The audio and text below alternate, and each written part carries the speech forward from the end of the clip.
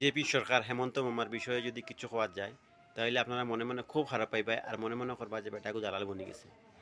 ঠিক আছে, যদি খো দালাল তাহলেও অসুবিধা নাই, কারণ সত্যি কথা যেটা এটা কেউর কাছে লুকাইয়া থাকে না। আর আপনারা বিবেক বিবেচনা করেন যে সত্যি না মিছা। দেখুন, 15 বছর কংগ্রেস সরকারের রাজত্ব করলো, কিতা দিল।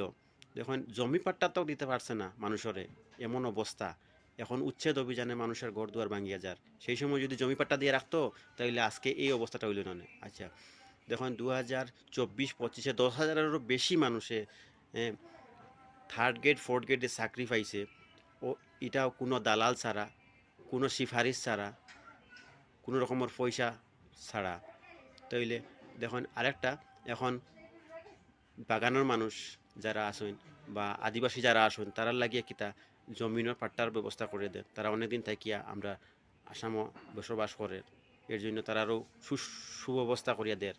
এরপরে আরেকটা হইল গিয়া এখন একটা যোজনা বার করছেন, বাবু আসনি। এই বাবু আসনির মাধ্যমে ছেলেমেয়েরা স্কুলে যাইতো, তারা মাসে একটা প্যাকেট খরচ পাইব, যাতে তারার বইপত্র বা প্যাকেট খরচ হয়। তাইলে আমি মামারা কেমনে খারাপ পাইমু, বিজেপি সরকারটা কেমনে খারাপ পাইমু। আর তাই নাই, শুধু এই যে জিনিসগুলো এটাই নাই, দেখুন রাস্তা, এরপরে ব্রিজ, এরপরে ডিলারের রেশন কার্ড, এগুলার মধ্যে কত উন্নতি হয়েছে।